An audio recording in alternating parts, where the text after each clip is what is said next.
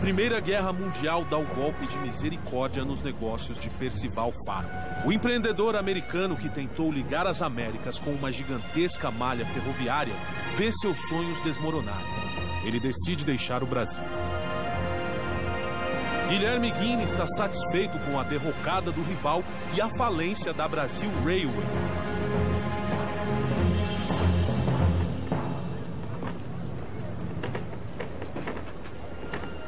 Dispense os estivadores. 3 cargueiros cancelaram a chegada. E feche o armazém principal. Mas a guerra também afeta os negócios de Guilherme Guine. A crise do comércio internacional impacta diretamente o Porto de Santos. Mas o conflito causa um efeito diferente nos Matarazzo. Com a queda nas importações, a produção das fábricas cresce imensamente. Ermelino controla tudo de perto enquanto o pai descansa na Itália. Já Martinelli decide combater a dificuldade de importação da maneira mais ousada possível, importando ainda mais. Você entende que há uma guerra? É muito arriscado, é uma loucura. Por isso que temos que aproveitar a guerra, não fugir dela. Vamos ser os únicos. Vamos fazer fortuna.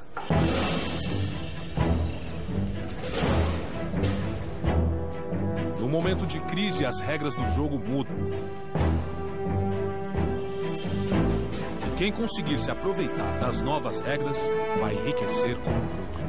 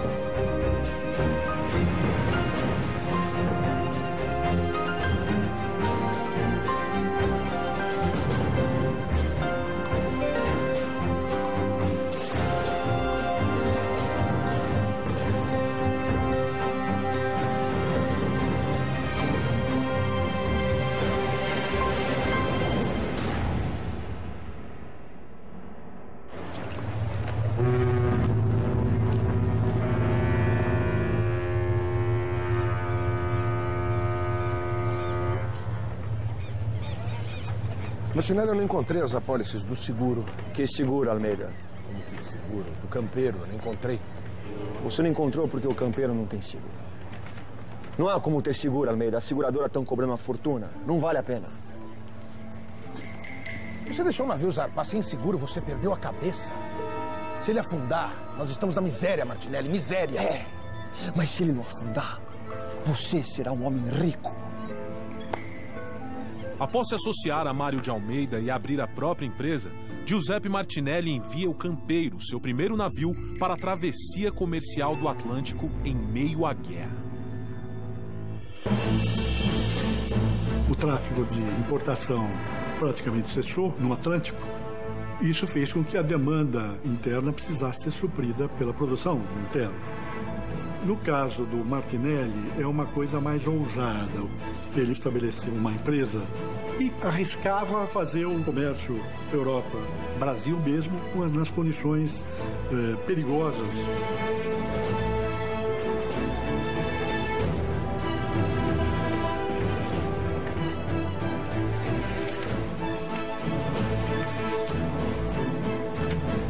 Alguma notícia do campeiro? Moraldo! Senhor, ainda não. Talvez ele tenha...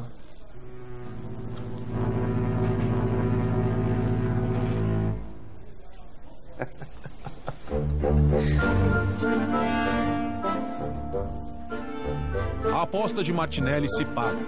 Após a venda de produtos brasileiros para a Europa, seu navio Campeiro retorna são e salvo, carregado de produtos importados. Martinelli e seu sócio fazem fortuna com a operação. A crise ela gera uma restrição a algumas questões, mas também ela te dá uma oportunidade para rever processos, para repensar formas, para encontrar soluções que talvez sem aquela pressão daquele momento a gente demoraria ou talvez nem fosse capaz de enxergar. Martinelli investe ainda mais nos seus negócios. Tirando proveito do medo das outras empresas, ele amplia suas rotas de comércio no Atlântico em meio à guerra. Além disso, ele detém a representação da empresa estatal italiana de navegação, a NGI. Isso lhe deu uma condição de quase exclusividade no comércio marítimo no período e realmente ele conseguiu crescer muito com isso. Em apenas um ano de operações transatlânticas, a Martinelli S.A. acumula uma frota de 11 embarcações. Seu crescimento na navegação chama a atenção de outros empresários italianos, como Ermelino Matarazzo. E alguns deles começam a questionar seus parceiros comerciais durante a guerra. Tá vendo? Eu não te falei que esse Martinelli era um vagabundo? Tradimento, senhor Martinelli. Sal para alemães. Eles que na nossa terra matam nossos irmãos de fome. Uma vergonha! Senhor Carbone, são mentiras sem qualquer prova. Essas calúnias foram inventadas para provocar esse tipo de reação. Non ibabiari, Martinelli. Non ibabiari. É verdade, senhores. Não há nenhuma prova concreta. E o senhor Martinelli já se explicou. Realmente, senhor Matarazzo, não há prova. Mas não te fumo senza rosto. O senhor, por acaso, não é sócio de Mário de Almeida? Todos sabemos que Almeida é representante da empresa austríaca Kozulich. E a Áustria é aliada da Alemanha. O senhor tem conhecimento disso, não, senhor Martinelli? Va bene, mas isso não quer dizer nada. Que eu digo, não é possível. Ele ri da nossa cara! Por falta de provas, Martinelli foi inocentado das acusações de fazer negócios com a Alemanha. Mas sua imagem com a comunidade italiana fica desgastada.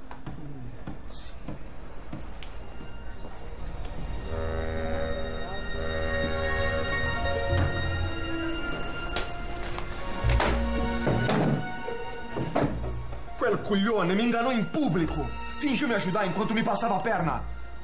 Ermelino Matarazzo, novo representante da NGI. Martinelli, você nem sabe se foi mesmo o Matarazzo. Esqueça essa história, vai. Não, Almeida. Eu não vou esquecer. Sem a representação da NGI, Martinelli é forçado a investir ainda mais do próprio capital na sua empresa de navegação. Ele compra mais embarcações sucateadas e as reforma para a perigosa travessia do Atlântico. Agora é a hora de acelerar. Você enxerga a hora de acelerar, nem sempre você está preparada para acelerar. Aí você tem que ter um fator que é primordial, que todo empreendedor tem, que chama coragem. Em 1917, o Império Alemão retoma a guerra submarina irrestrita no Atlântico. Todos os navios, até mesmo os civis, seriam torpedeados. As companhias de navegação reduzem suas operações, abrindo ainda mais oportunidades para Martinelli. Licença, senhor. Eu venho falar em nome dos marinheiros. Eles pediram para falar com o senhor. Os riscos aumentam a cada dia. Nós precisamos de mais segurança. Antônio, seguro que temo basta. Mas, senhor, se algo acontecer... Antônio! Se os homens estão com medo de trabalhar, eu entendo. Mas tá cheio de marinheiro procurando emprego nesses tempos difíceis. Aceite minhas condições ou não, pra mim, dá na mesma. O que vai ser?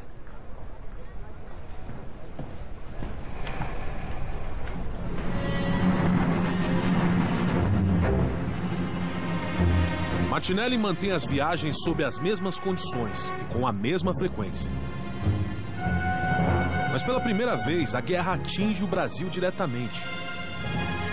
O vapor Tijuca, de uma outra companhia de navegação brasileira, é torpedeado próximo à costa francesa. Martinelli tem diversos navios na zona de guerra, próximos à costa da Europa. Morado, alguma notícia do Lapa? Não, senhor.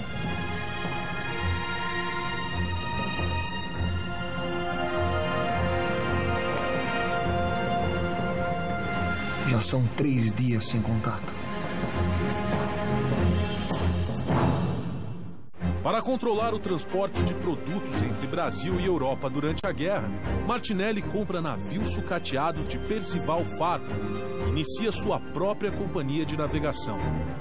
Representante da estatal italiana NGI, Martinelli monopoliza a rota Brasil-Itália. Mas acusações de que teria negociado com os alemães faz com que ele perca a representação para Ermelino Matarazzo. Essas calúnias foram inventadas para provocar esse tipo de reação. Ele se recusa a admitir derrota e aumenta ainda mais o número de travessias do Atlântico durante a guerra. Os riscos aumentam a cada dia. Nós precisamos de mais segurança. Aceite minhas condições ou não, para mim, dá na mesma. É uma jogada perigosa. E sem notícias do seu vapor Lapa há vários dias, Martinelli teme por seus negócios de navegação.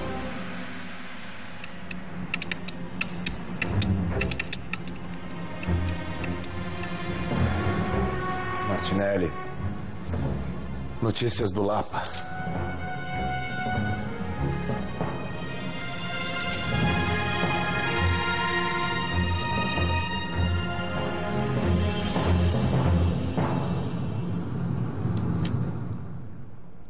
Afundaram o Lapa.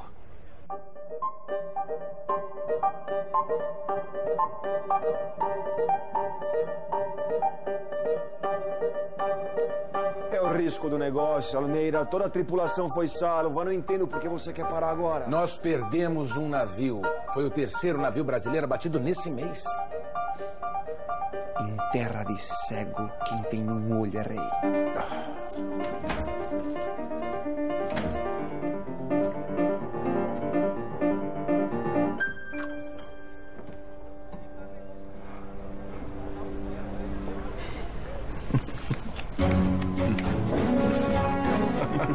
Por ser a única empresa disposta a se arriscar no Atlântico, Martinelli consegue, junto ao governo brasileiro, benefícios geralmente reservados a empresas estatais. Nesse mesmo ano, Martinelli transporta mais de 4.000 toneladas de café e cereais para a Itália e traz mais de 27.000 toneladas de produtos diversos da Itália para o Brasil. Cada travessia lhe rende fortunas. Num momento de guerra, onde o comércio internacional tem uma queda, a própria moeda nacional acabou sendo desvalorizada, criou-se um cenário em que essas importações tornaram-se mais difíceis. Só que isso é um espaço para oportunidades também. É um espaço novo para aqueles empresários que estão com suas indústrias crescendo e que têm recursos para novos investimentos, aproveitar e expandir para o mercado interno. As fábricas da família Matarazzo funcionam a todo vapor 24 horas por dia. Toda a capacidade de produção das indústrias é utilizada durante a guerra. Depois de 2 décadas de investimentos em infraestrutura industrial, o Império Matarazzo agora é insuperável.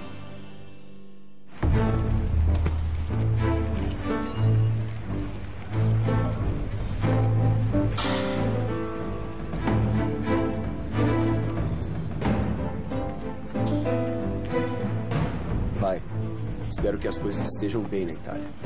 Por aqui a empresa está melhor que nunca. A produção está crescendo muito. Desculpe minha franqueza, mas para nós, o ideal seria que essa guerra nunca acabasse. Caro filho, recebemos a última carga de farinha de milho em Nápoles. E as 10.000 mulas brasileiras foram despachadas para o transporte de mantimento. A Primeira Guerra Mundial foi um momento de aumento da sua fortuna material e afetiva, as suas ligações com a terra natal. O Matarazzo até passa a viver na região de Nápoles, onde ele coordena um esforço ali de reunir alimentos e amparo àquelas populações durante esse período da Primeira Guerra Mundial. E, além disso, também contribui com dinheiro para o esforço de guerra. Mi sto qui dolenti a cantar, metti anche tu la veste bianca e schiudi l'uscio al tuo canto. Non sei, la luce manca. No Brasil, Ermelino inaugura uma ala do Hospital Umberto Primo e recebe o tenor italiano Caruso para a cerimônia de inauguração. Adesso siete l'onorevole Conte Francesco Matarazzo della Casa di Napoli e São Paulo, Brasília. E na Itália, por sua ajuda humanitária durante a guerra, Matarazzo recebe o título de conde.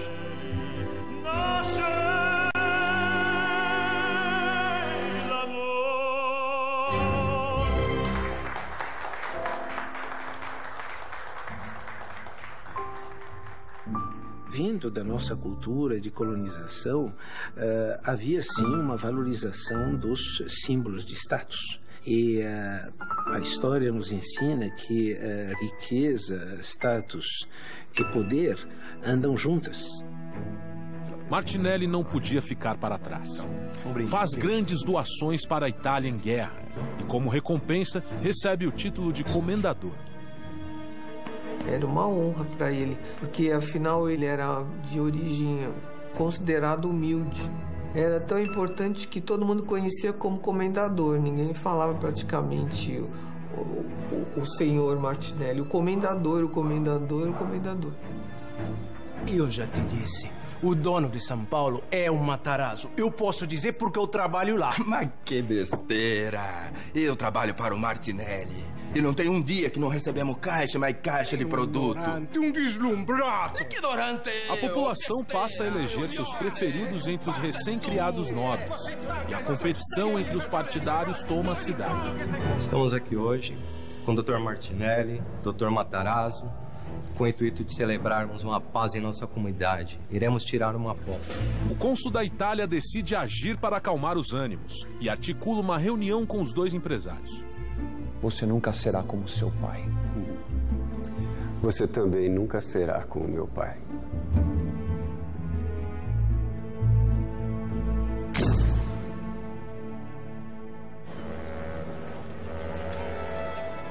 A família Matarazzo lidera um crescimento de quase 200% da produção industrial brasileira.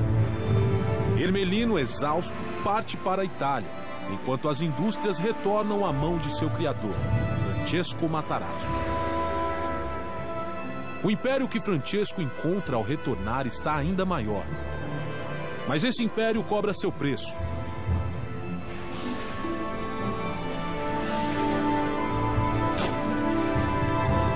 O crescimento da indústria brasileira durante a guerra depende da mão de obra abundante, barata e não regulamentada. Eram condições muito precárias. O Brasil não tinha nenhuma legislação trabalhista. Não tinham registro, não tinham direitos, não tinham aposentadoria garantida, não tinha legislação de controle do trabalho de menores e de mulheres. Então, menores de 10 anos estavam muitas vezes na linha de produção. Operários, vocês ganham um salário de fome. Assistem seus filhos em casa chorando sem ter o que comer enquanto esses parasitas se entopem jantando com políticos. Os Matarazzo, eles sobem o preço dos alimentos e seguram o nosso salário. Isso não pode mais acontecer. Antes de morrer de fome, vamos morrer combatendo. Greve! Greve! Greve! Greve! Greve! Greve! Greve! Greve! Greve! Greve! Greve! Greve! Greve! Greve! Martinelli se arrisca a transportar produtos pelo Oceano Atlântico durante a Primeira Guerra Mundial e domina as rotas de importação e exportação entre Brasil e Europa. Enquanto isso, Ermelino Matarazzo aproveita a crise na importação, fazendo fortuna ao oferecer produtos nacionais das indústrias Matarazzo. O dono de São Paulo é um Matarazzo. Eu posso dizer porque eu trabalho lá. Mas que besteira! A enorme população de italianos em São Paulo elege seus preferidos dentre os poderosos empreendedores. Mas muitos não admiram nem Martinelli, nem os Matarazzo. E a classe trabalhadora está à beira da revolta. Antes de morrer de fome, vamos morrer combatendo! Greve! Greve! Greve! Greve! Greve! Greve!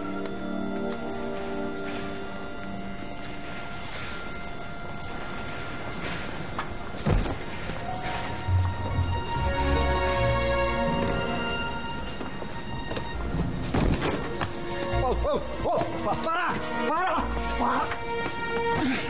Socorro! Socorro!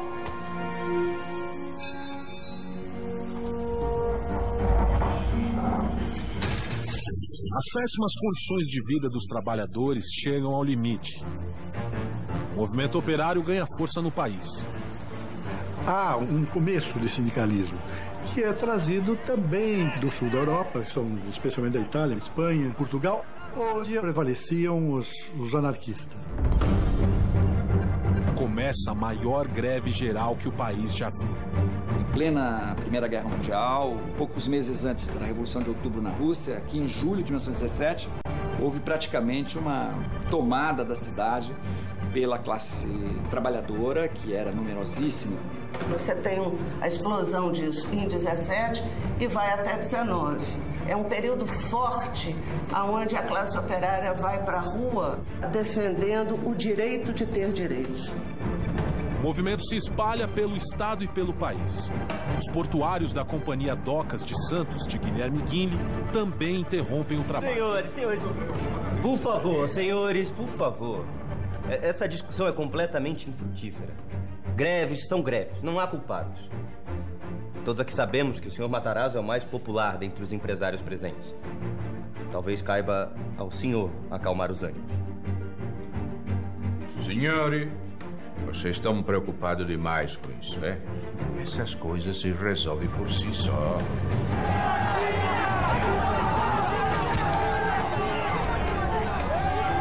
Eu já enfrentei muitas greves antes na minha vida.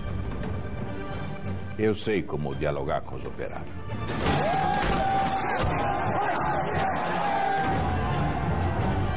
Os grevistas não desistem e os patrões são obrigados a negociar.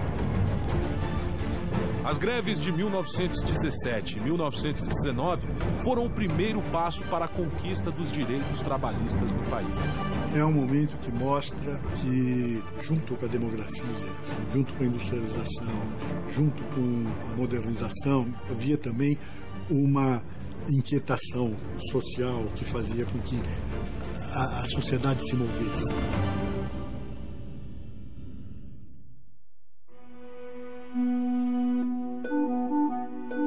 A Primeira Guerra Mundial, em 1918, chega ao fim com um saldo de milhões de mortos. Nos 4 anos de guerra, a Martinelli S.A. acumulou uma frota de 22 navios e se tornou a maior companhia de importação e exportação do país. Mas com o fim da guerra, a travessia do Atlântico não é mais um desafio. Diversas empresas de navegação retomam suas atividades e Martinelli não tem mais a exclusividade das rotas. Os prejuízos causados pelas greves e o aumento da concorrência encurralam Martinelli. Inovação não é você fazer mais bem feito que você tem fazendo, é você fazer diferente. É quando você muda o seu paradigma. Tem uma expressão aqui que a gente fala pensar fora da caixa.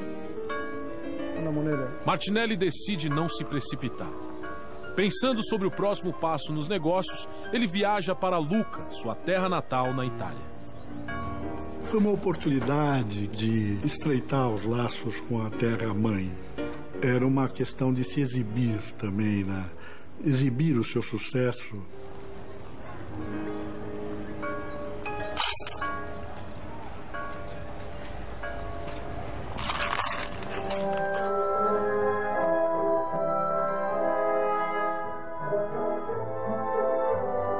Mas está muito jovem para se aposentar, Dom Francisco.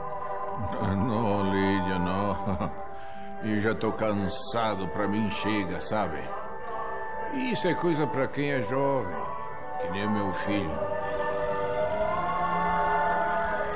Sabe, Lídia, que trabalhar tanto para juntar um patrimônio como eu, dá trabalho, cansa. Mas, graças a Deus, eu agora já estou tranquilo. O Ermelino, ele é corajoso, é inteligente, tem cabeça boa para as coisas. E tenho certeza que o Ermelino vai ser um grande sucessor.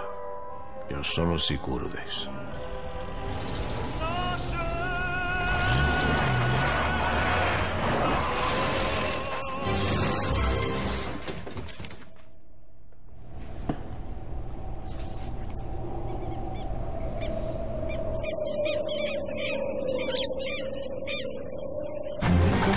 Devido às péssimas condições de trabalho, o movimento operário se espalha pelo país. Apesar da tentativa de controlar a situação, os patrões não têm escolha e são obrigados a negociar com os trabalhadores. Prejuízos com as greves e o aumento da concorrência ao final da Primeira Guerra afetam diretamente os negócios de Martinelli, que parte para a Itália em busca de novas ideias. Francesco Matarazzo conduz a empresa durante as greves enquanto o filho Ermelino tira férias na Itália. Eu já tô cansado, pra mim chega, sabe? Isso é coisa pra quem é jovem, que nem o meu filho. Finalmente, Francesco pretende se aposentar, mas seus planos sofrem um doloroso golpe.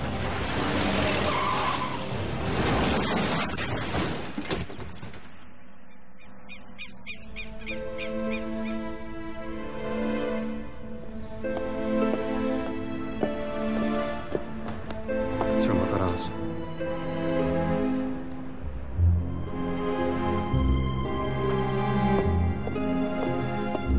Além da tragédia pessoal, a morte de Ermelino é uma tragédia para as indústrias Matarazzo.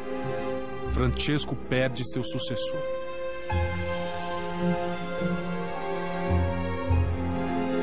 Questo adesso è tuo, Francesco. Sei il capo della famiglia. Agora, o chefe da família é você.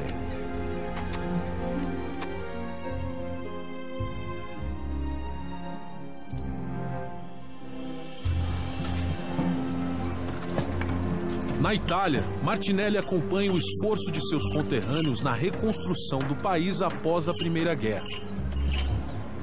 Ele passa pela Torre Gwynedd, o marco arquitetônico da cidade desde o século XIV.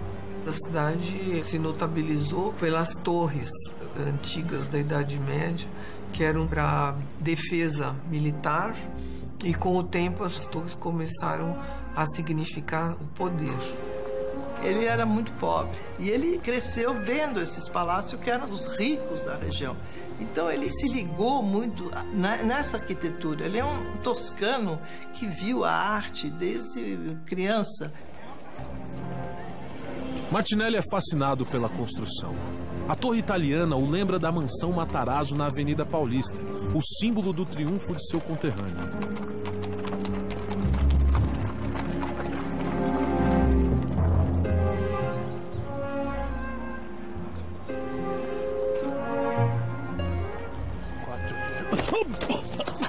Mille scuse, signore.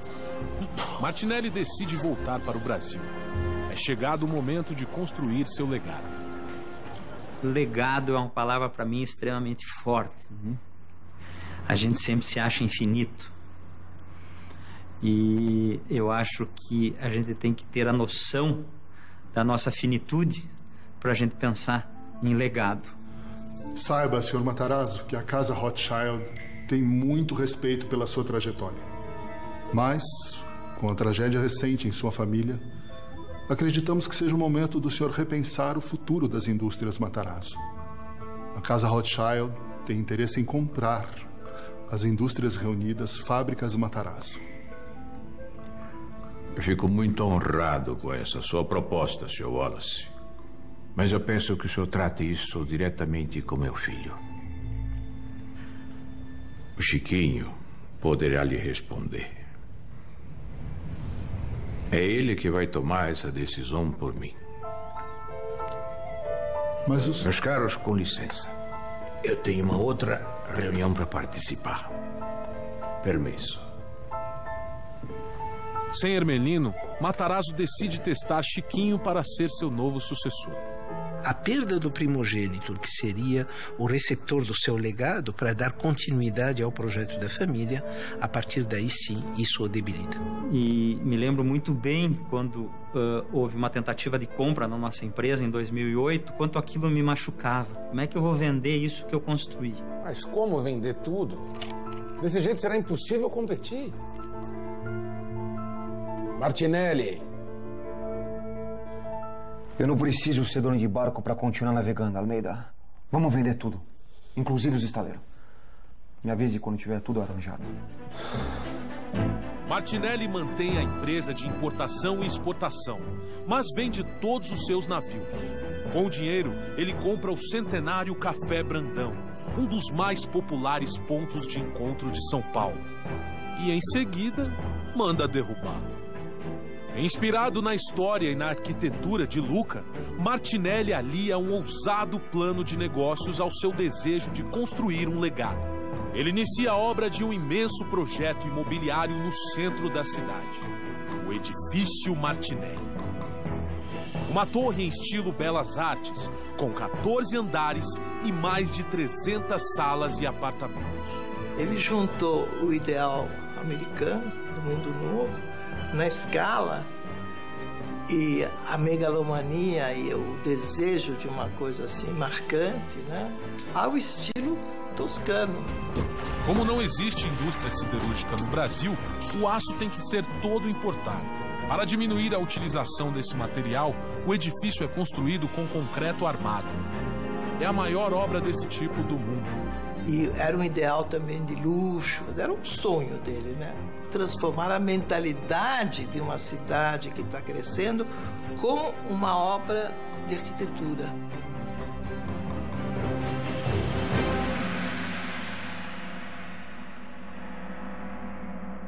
Devo dizer que eu nunca esperei vê-lo novamente aqui no Brasil, Sr. Farquhar.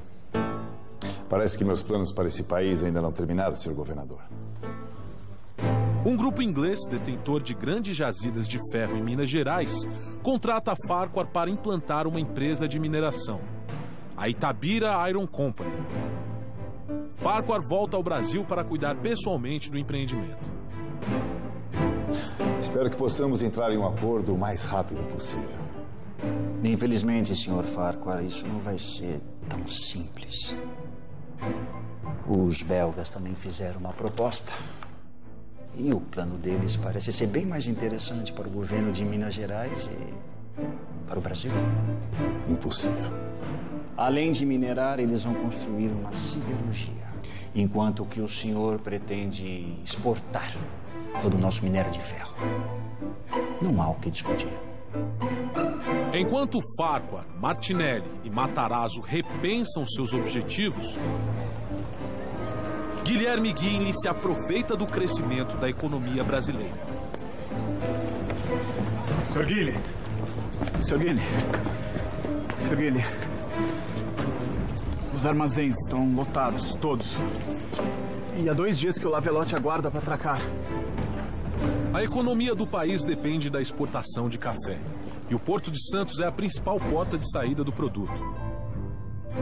O fluxo de navios no porto é tamanho que Guinle decide que é o momento de realizar uma ambiciosa reforma, reestruturando as docas, ampliando o número de armazéns e estendendo o cais.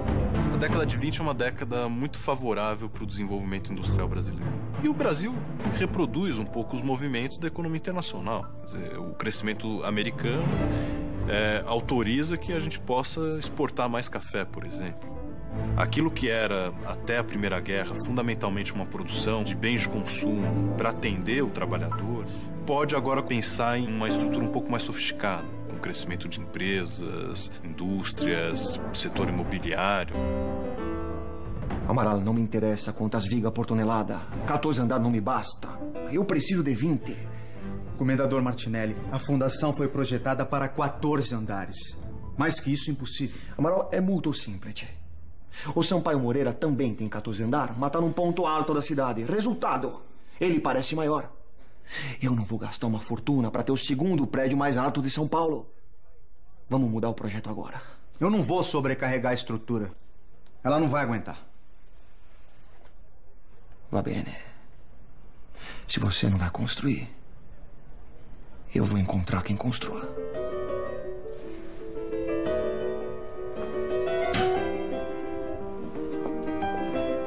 O comendador quebra o contrato com a firma de engenharia e traz seu sobrinho Ítalo Martinelli para redesenhar o projeto. Em princípio era um prédio menor e num terreno menor. Aí foi pegando gosto pela obra e ele foi querendo aumentar o número de andares. Com a ajuda de Ítalo, o edifício de Martinelli chega a 24 andares. A construção continua a todo vapor. E o povo ficava entusiasmado, ainda passavam pelas ruas, pediam para subir mais ainda. Eu achava que era o símbolo do progresso, era o arranha-céu. Bela a vista daqui de cima. Me diga, Ítalo, e eu tava pensando. Quantos andares a mais você acha que a fundação aguenta? Bem, Zio, eu teria que fazer alguns cálculos, mas eu diria uns 4, talvez 5. Perfeito. Mais 5 andares, então. Va bene. Comendador Martinelli? A quem é o senhor? Esta é uma propriedade privada? Homens, larguem essas ferramentas imediatamente. Essa obra não é segura. Está embargada pela Prefeitura de São Paulo.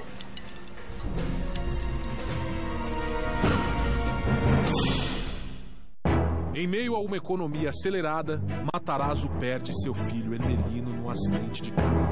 Ele decide testar o filho Chiquinho para ser seu novo sucessor. Martinelli reduz drasticamente seus negócios de importação e exportação. Eu não preciso ser dono de barco para continuar navegando, Almeida. Vamos vender tudo. E investe pesado na construção de um arranha-céu na cidade de São Paulo, o Edifício Martinelli. Mas justo quando seu monumento está alcançando alturas sem precedentes... Homens, larguem essas ferramentas imediatamente. Essa obra está embargada pela Prefeitura de São Paulo. Não há mistério, é matemática. A fundação foi calculada para 14 andares. Eles subiram 10 a mais. É mais peso que a estrutura aguenta. A declaração dada pelo primeiro engenheiro do prédio causa polêmica. A imprensa publica uma série de artigos sobre o risco de o prédio desabar. O medo do desastre é tamanho que pedestres começam a evitar a calçada do Martinelli. Para rebater as críticas, Martinelli se muda ele mesmo para um dos andares já construídos mais altos do prédio.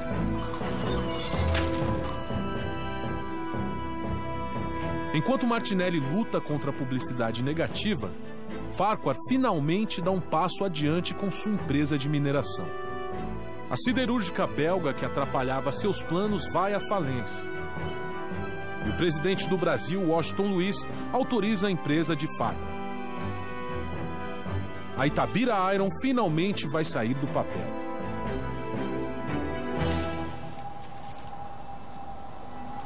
Em São Paulo, a obra do edifício continua parada. A cada dia de obra parada, os prejuízos do comendador se acumulam. Era uma polêmica da cidade. Ele estava muito magoado com isso. Ele tentou apoios financeiros e não conseguiu. Quer dizer, ninguém quis participar dessa aventura. Tenho certeza, Chateau. Meu sobrinho que fez os cálculos. O Martinelli é o prédio mais sólido de São Paulo. Você precisa dizer isso ao povo, comendador. Quem decide se a obra para ou não é o povo. É por isso que te chamei aqui. Chateaubriand, conhecido como Chateau, é um magnata brasileiro dos meios de comunicação e pode virar o jogo para Martinelli. Martinelli cria um teste estrutural noticiado pelos jornais de Chateau. Ele prepara uma coluna idêntica às do edifício. E a cada 24 horas colocam uma tonelada de ferro sobre ela, recriando as condições da obra.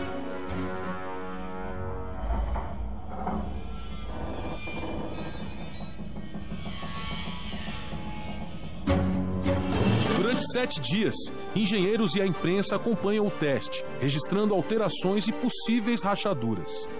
O edifício Martinelli é o assunto do momento. Não pude aceitar a proposta, papai. Não nos restaria nada, a não ser o capital de venda da empresa. Tentei negociar, mas eles são bastante irredutíveis. Ingleses. Bom, senhores, eu tenho que ir. Sr. Tavatini, mi piacere di vederla. Stasera, papà.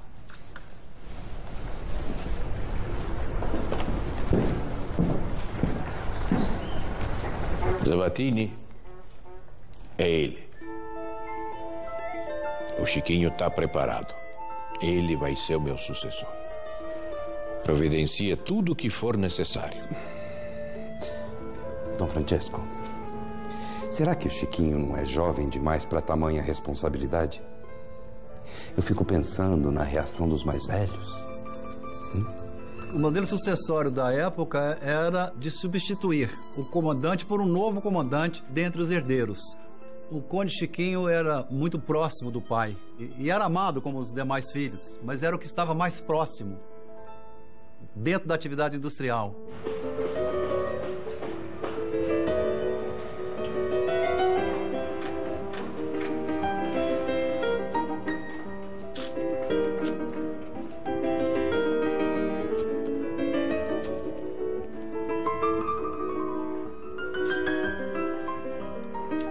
Caros jornalistas, há apenas 30 minutos finalizamos o teste estrutural do meu prédio. Como vocês estão aqui em cima, já podem deduzir que o edifício não é só seguro, como aguenta facilmente 25 andares. É o edifício mais alto da América do Sul. Desculpe interrompê-lo, comendador, mas e o edifício do Jornal à Noite no Rio de Janeiro? Jornal à Noite? O que tem? Acabaram de anunciar. O edifício do jornal terá 95 metros e o vosso prédio atualmente tem 90 metros. Ele podia ter feito um império, quisesse mesmo de construções, mas ele se dedicou a um símbolo. Digamos que você vai pensar num exibicionismo, mas eu vou me exibir numa conquista, não vou me exibir numa riqueza, né? Construir por cima do prédio. Precisa reforçar essa estrutura. Não precisa, depois a gente testa isso. Faz aqui o que eu tô falando. Martinelli não aceita ficar para trás. Utilizando materiais de estrutura mais leves, ele manda construir um palacete de 5 andares no topo do prédio. A Vila Martinelli.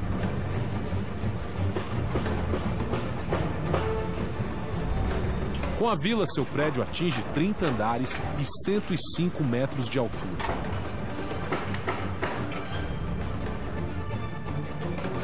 Com 960 salas, 247 apartamentos e pesando 580 mil toneladas, o Martinelli é um gigante de concreto armado no centro de São Paulo.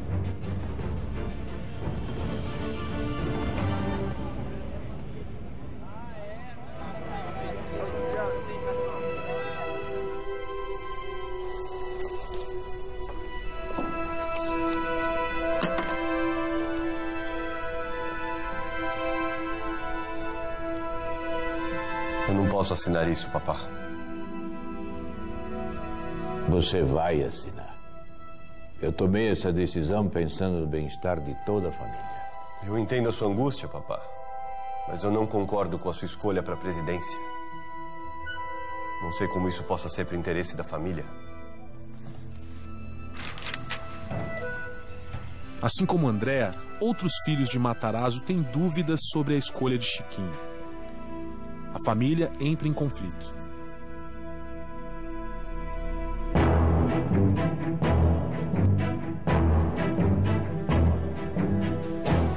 Com a quebra da Bolsa de Nova York, os negócios de importação e exportação de Giuseppe Martinelli despencam. Tá percebendo que o nosso negócio está acabando? A crise é tão forte que o italiano pega gigantescos empréstimos para saldar suas dívidas. Com o mundo entrando na depressão, o fluxo de embarcações do Porto de Santos também despenca. Guilherme Ghini percebe que as reformas das docas que iniciou serão inúteis. E as chances de Farquhar conseguir dinheiro de investidores agora são praticamente zero. O projeto da Itabira Iron é adiado mais uma vez. Já a crise das indústrias Matarazzo não é financeira, é familiar. Sem a assinatura de todos os filhos no testamento, o futuro de sua empresa não está garantido.